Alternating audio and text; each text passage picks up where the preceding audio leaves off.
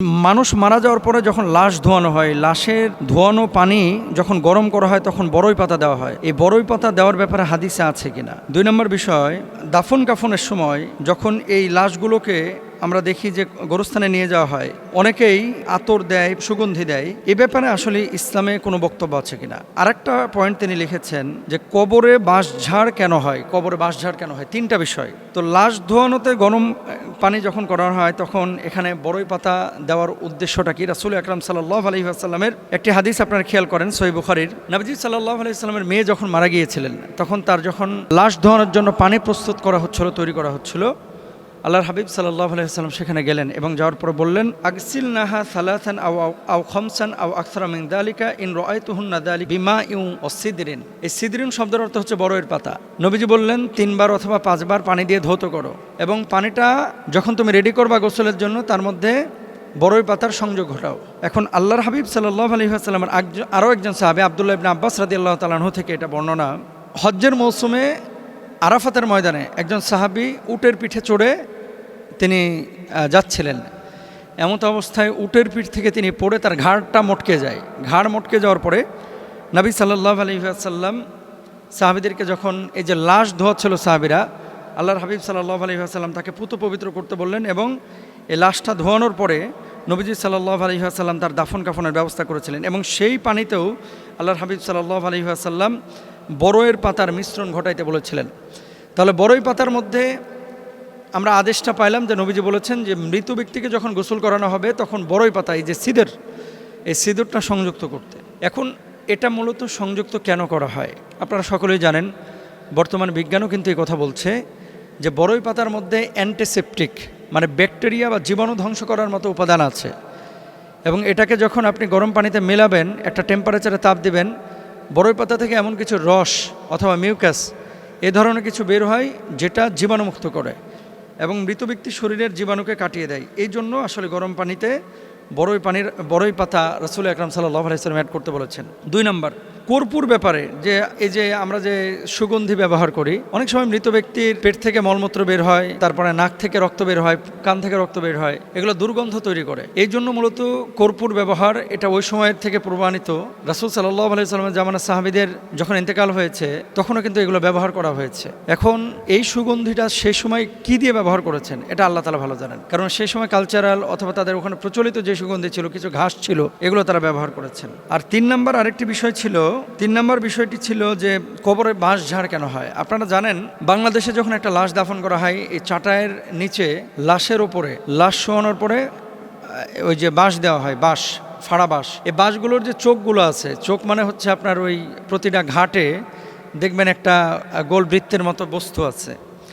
তো যখন মাটি চাপা দেওয়া হয় বা চাটাই দেওয়া হয় ওখানে একটা সার তৈরি হয়, এগুলো পচে পচে এরপরে ওখান থেকে ওই কঞ্চির মতো বাইর হয়ে বাঁশঝাড় হয়ে যায়।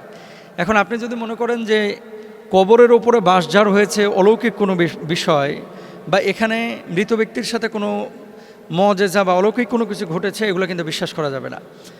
এবং গোরস্থানের উপরে অনেক সময় দেখবেন যে আম গাছ উঠেছে, ফুল গাছ উঠেছে, কোনো ফলের গাছ, ডাব গাছ উঠেছে, আপনি লাগিয়েছেন বা অন্য কোনো কারণে পাখি এসে কবরের উপরে বিষ্ঠা ফেলেছে, এখান থেকে পেয়ারা গাছ বের হয়েছে।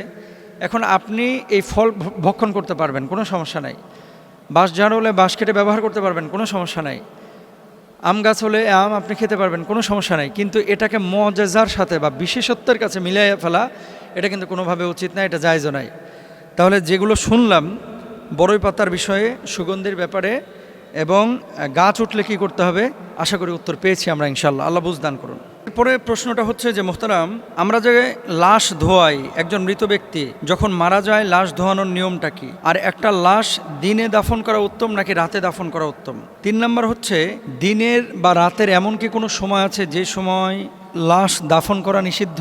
3টা পয়েন্ট কিন্তু।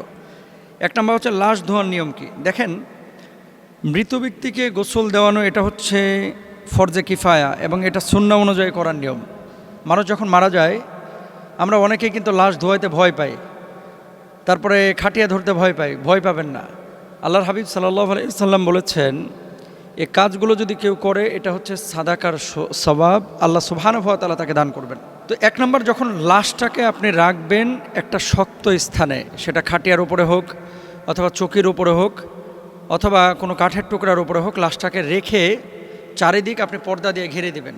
এখন কি পর্দা? পর্দাটা হবে মশারির মতো, মানে বাইরে থেকে যেন দেখা না যায়, চতুর্দিক ঘেরা থাকবে এবং এই ঘেরা জায়গার উপরে আপনি লাশটাকে রাখবেন। তারপরে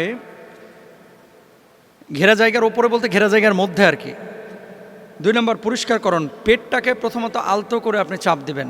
পেটটাকে আলতো করে যখন চাপ দিবেন, তার মলমূত্র পেটের মধ্যে থাকলে অনেক সময় সেটা বের হয়ে যায়। একটা টিস্যু অথবা কাপড় দিয়ে এই মলমূত্র লজ্জাস্থান থেকে মুছে ফেলবেন।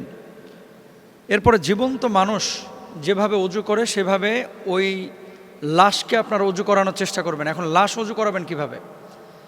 জীবন্ত মানুষকে সেখানে অজু করানো যায়, লাশকে আপনি অজু করাবেন কিভাবে? তার মুখের মধ্যে আপনি তো পানি দিতে পারবেন না, তাহলে কি করতে হবে? মুখের মধ্যে প্রথমত আপনার এই যে পানি তুলা দিয়ে, মানে তুলাটাকে ভিজিয়ে তার মুখের মধ্যেই তুলা দেবেন। পানি না দিয়ে তুলা ভিজা কাপড় দিয়ে দাঁত এবং মুখ, নাক এগুলো মুছে দেওয়ার চেষ্টা করবেন। একটা তুলা ভিজালেন অথবা টিস্যু ভিজালেন অথবা একটা কাপড় ভিজাইলেন, ভিজানোর পরে এটা দিয়ে তার দাঁতটাকে ঘষে দেবেন, এটাই মুখ ধোয়ানো। নাকের ভেতরটাকে আপনি মুছে দেবেন, এটাই নাক ধোয়ানো। মুখটাকে তো আপনি ধৌত নিজে করে দিতে পারবেন, এটা মুখটা অজুর মতোই আপনি 3 বার ধৌত করাই দেবেন। তারপরে 2 হাতের কোনোই ধৌত করবেন, পায়ের টাকনো পর্যন্ত ধৌত করবেন, মাথা মাসাজ করে দেবেন প্রথমে। এরপরে গোসল করাবেন কি? প্রথমে মাথা এবং সমস্ত শরীরে সাবান বা বড়ই পাতার মিশ্রিত গরম পানি দিয়ে ধোবেন। এরপর ডান দিক, এরপরে ডান দিক কাত করে বাম দিক, প্রথমে ডান দিক ধৌত করবেন, ডান কাত করে বাম দিক ধৌত করবেন, উলট পালট করে আর কি। সবশেষ ধোয়ায় পানিতে কর্পূর বা সুগন্ধি মিশানো উত্তম। মানে যখন আপনি সবশেষ এই লাশটাকে ধৌত করবেন তখন কর্পূর অথবা সুগন্ধি মিশ্রিত কোনো পানি দিয়ে এটাকে ধৌত করার চেষ্টা করবেন।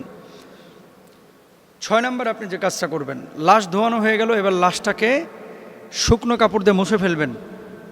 তারপর আপনি কাফন পরায় দেবেন। ছেলেদের জন্য 3 টুকরা, মেয়েদের জন্য হচ্ছে 5 টুকরা, যেহেতু মেয়েদের শারীরিক অবকাঠামোতে পরিবর্তন দেখা যায়। এখন আসেন, দিনে দাফন করা উত্তম নাকি রাতে দাফন করা উত্তম?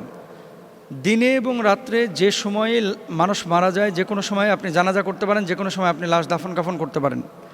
আপনাকে আমি একটা বিষয় বলে রাখি, দাফন কোনো সময় নিষিদ্ধ হতে পারে এবং সে সময়গুলো কোন সময় দেখেন।